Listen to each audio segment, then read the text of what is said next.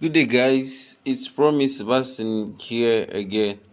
Okay, today I'll be taking you guys on some nice gradient styles and also graphics relating to nature.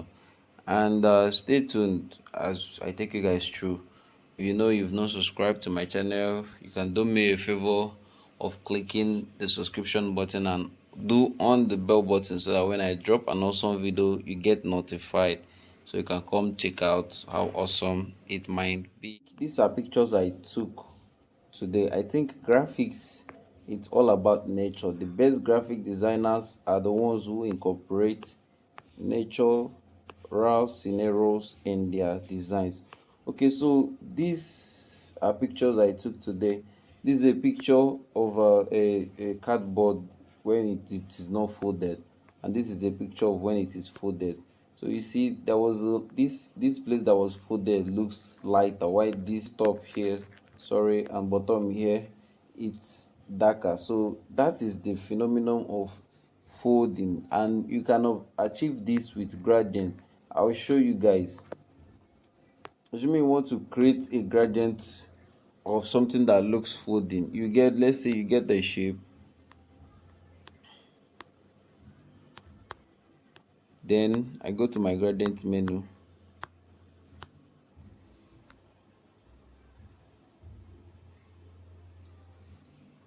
I get a color.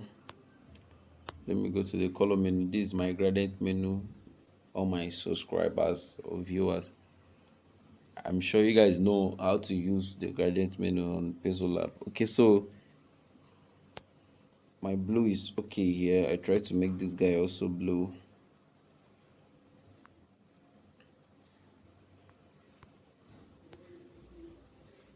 And these guys are okay here. I duplicate.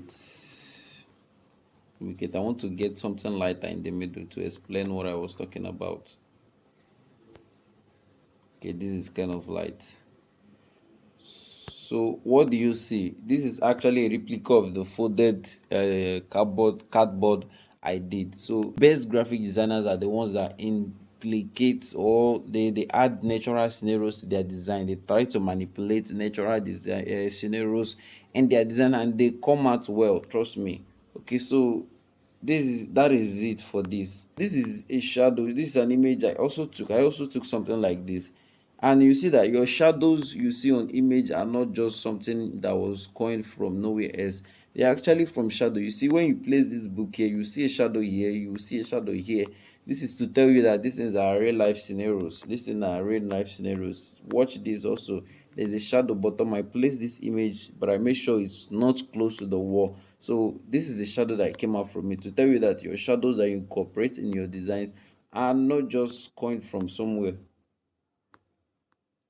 Okay, so this is your rumpled clothes background design.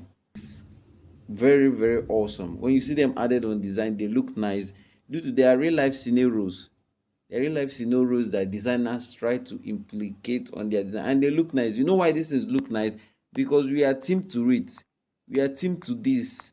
You know that this is a rumpled clothes when you see them, but if it's not something that your brain can actually analyze when it sees it, it will now look off due to it's not something we are teamed to. And this is neomorphism from Apple. This is neomorphism from Apple. I want to tell you guys about design and as it relates to nature. So you guys will see that the more you replicate nature on your designs, the more creative you are. Don't get shapes that doesn't exist. Even your curves, some curves you see that are irregular, most of them we are gotten from clouds and mountains and the rest.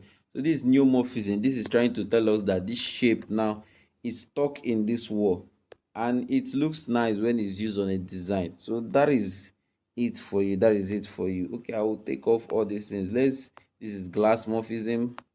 This glass morphism. This is our real life scenarios trying to be replicated in designs. What this is implies is use shapes that exist. Number one. Number two, if you want to be creative, implicate nature in your designs. Those things that you know that when you see them in nature, naturally you are wowed. You can try to implicate them on your designs. And your designs that you are doing, almost everything in graphics is all about nature. Everything in graphics is all about nature. The earlier you understand this, the better for you, because your light effect you see on design, all those things are just something that's occur natural. So they add them to design, and you like it when you see it, because it's a natural is something that occurs. But when they are something that don't occur, when you see them, they look off. That is it for you. That is why when you guys go to design stuffs that are not appealing, it's because they are something that you are not teamed to. Okay, so I've talked about the other gradients. Then I'll show you guys another gradient I used in my design sometime. So this is my shape. I get my color. Let's say I use dark red. I'll use dark and light red on this. Let me use this gradient anyway. This gradient is here. So this is a dark red, this is a light red. Watch me. I'm bringing this one closer, I'm bringing this one closer. I want the place they joined that it to be noticed. You see this, they are noticed here now. This is a place of their convergence and it's visible. So you watch what I'm going to do now. So you see, what does this thing look like without you knowing that I added two colors on this thing? What you now see, it's like a paper that was folded. So here is the edge of my paper, and here is the other side, here is the other side. This is actually what your brain is trying to tell you. But since you know that I added the color, you might be visualizing it now because you were with me when I added it. So this is it. I've used it on a design before and it looks nice. Even in this design, I use it on this, but I tilted it. That is why it's not that noticeable. If you feel like it's too noticeable, you can go back to your color menu. Go back to your color menu.